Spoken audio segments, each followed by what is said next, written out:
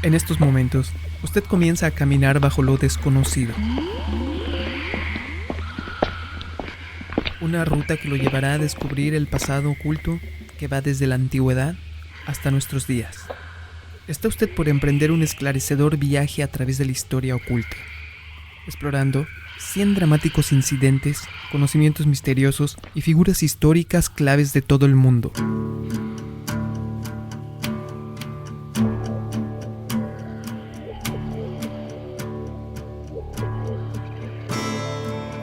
Una cronología basada en el libro de Occult de John Michael Greer, que profundiza en el estudio de 2 milenios de tradición que abarcan desde los alquimistas pioneros a los rituales paganos, la piedra filosofal y el cábala, y el primer tarot y los caballeros templarios. También sobre los primeros horóscopos, las prácticas adivinatorias y el nacimiento de la brujería moderna o la llamada Wicca.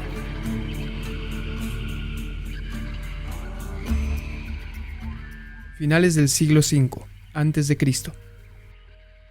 Los primeros horóscopos.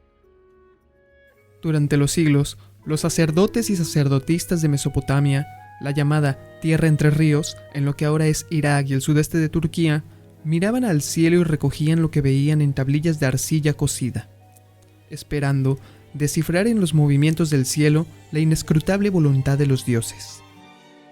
La tradición astrológica de Mesopotamia se remonta enormemente en el tiempo. El registro más antiguo encontrado, la tablilla de Venus de Amasiduca, se data de los 1650 a.C. y refleja un conocimiento de las estrellas y los planetas que debió llevar muchos siglos en obtenerse. Para aquellos que miraban el cielo en el antiguo Oriente Medio, no solo importaba la posición del Sol, la Luna y los planetas, también las nubes y otros fenómenos meteorológicos se veían reflejados en estas tablillas. Los estudiosos de aquella época creían que los cielos nos avisaban del auge y caída de los reinos, no del destino de individuos en particular. Solamente después, cuando los sacerdotes y sacerdotisas comenzaron a estudiar el cielo y el nacimiento del hijo de un rey, se dieron los primeros pasos hacia la astrología tal y como la conocemos actualmente. En el siglo VII a.C., bibliotecas enteras estaban dedicadas a registros de lo sucedido bajo unas u otras circunstancias, y las reglas para interpretar el cielo se estandarizaron. Sin embargo, no fue hasta el siglo V a.C. cuando los astrólogos mesopotámicos empezaron a aplicar esas reglas a los registros de los nacimientos y crear horóscopos. Llegando la astrología a este punto fue cuando los ejércitos de Alejandro Magno conquistaron Mesopotamia. Tras la conquista, las tradiciones de sabiduría a través del mundo antiguo se mezclaron y la astrología se extendió por todo el mundo mediterráneo. 347 a.C. Muerte de Platón. Su nombre real era Aristócles de Atenas, pero todos los llamaban Platón. Debido a sus anchos hombros, de joven Platón fue un famoso luchador, y con 20 años se dedicó a la filosofía y se convirtió en el principal discípulo de Sócrates. Cuando su maestro fue ejecutado por el orden del gobierno ateniense en el 339 a.C., abandonó la ciudad natal por Mégara, donde estudió geometría con el famoso matemático Euclides. A partir de ahí, viajó por todo el mundo mediterráneo al igual que había hecho Pitágoras, estudiando la sabiduría allí donde pudo, viéndose envuelto en diversos aprietos. Finalmente regresó a Atenas, donde fundó una escuela, la Academia, que siguió mucho tiempo después de su muerte. La filosofía de Platón estaba enormemente influenciada por las enseñanzas de Pitágoras y Empédocles. Enseñó que más allá del mundo conocido por nuestros 5 sentidos, que es el mundo de la apariencia, descansa el mundo del ser, y la tarea del verdadero filósofo es superar los datos erróneos que nos proveen los sentidos y conocer el mundo del ser directamente gracias a nuestra mente. En los diálogos de Platón no hay ninguna referencia al ocultismo, y solo unas pocas pistas acerca de las enseñanzas no escritas, en unas pocas cartas que se le atribuyen. Nada de esto impidió a los ocultistas adoptar la filosofía platónica como una guía para su trabajo, y lo hicieron por todo el mundo griego antiguo. Después de su muerte, Más y más intelectuales renegaron las filosofías racionalistas que tampoco habían hecho para mantener sus sociedades estables y exploraron las tradiciones ocultas de Grecia y los países de alrededor. Y es en ese proceso donde se daría la forma a muchas de las bases del ocultismo posterior.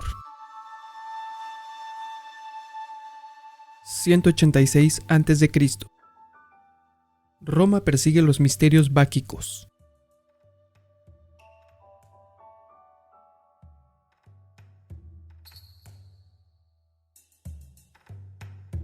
La intolerancia religiosa era poco común en los tiempos antiguos. La gente creía en muchos dioses y diosas y raramente se ofendían si sus vecinos rezaban a otros diferentes. Esta tolerancia, sin embargo, terminaba rápidamente si un movimiento religioso se veía envuelto en crímenes o participación en política. Esto es lo que pasó al culto de los misterios báquicos en el 186 a.C., en la antigua Roma. Llegó a Italia a finales del siglo III a.C. y se extendió por Roma poco después.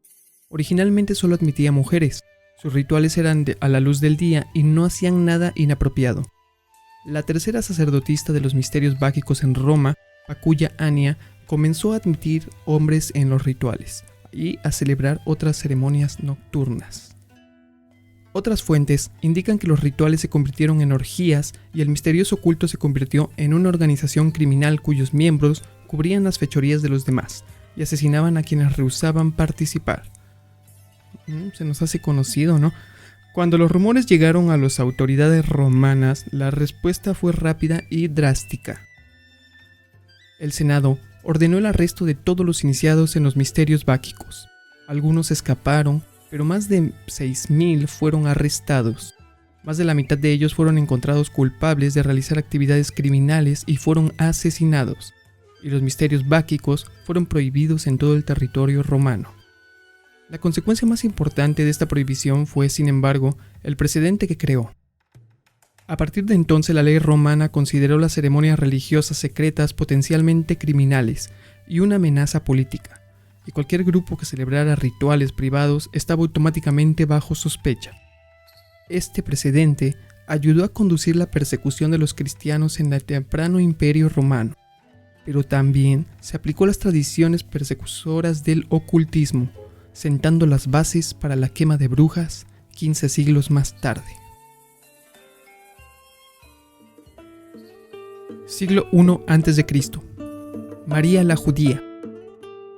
Una de las grandes ciudades del mundo antiguo fundada por Alejandro Magno en la costa mediterránea de Egipto, Alejandría, se convirtió en el principal punto de encuentro entre las enseñanzas mágicas y religiosas de los egipcios y de las filosofías e iniciaciones griegas.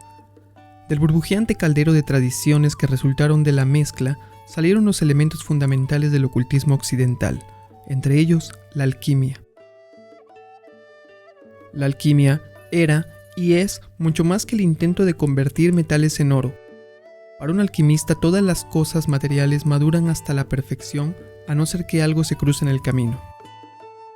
La misión del alquimista es eliminar los obstáculos que impiden a las cosas materiales obtener la perfección. Para los metales, esta perfección es el oro. Para el cuerpo humano, la salud. Para el espíritu, la unión con lo divino. Y todas estas muchos y más son objetivos apropiados para el trabajo alquímico. Para permitir a las sustancias materiales alcanzar la perfección, se necesitan ciertos aparatos de laboratorio. Algunos de los dispositivos más importantes los inventó en el siglo I a.C. una alquimista judía llamada Miriam. Se conoce muy poco sobre la vida de María la Judía, ya que normalmente aparecen escritos alquímicos posteriores. Que fue una inventora brillante está claro por los aparatos que creó. Uno de ellos, el kerotakis, permitía a los metales estar expuestos a vapores corrosivos sin que estos llegaran a los pulmones del alquimista.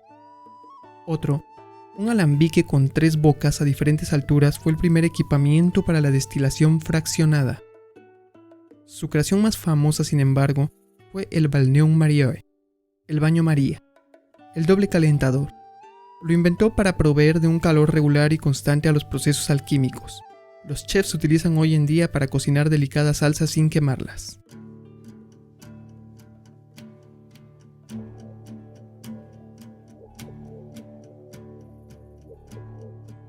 Y llegamos a la época después de Cristo, al año 33 después de Cristo, con la muerte del mismo, al que la literatura judía del siglo I lo llamaba Jesús ben Pantera, el hijo ilegítimo de un soldado romano y una mujer judía que fue a Egipto como trabajador inmigrante, aprendió magia y atrajo una serie de seguidores tras su retorno a Judea, del cual estaremos hablando la próxima parte de esta cronología para que no se lo pierda.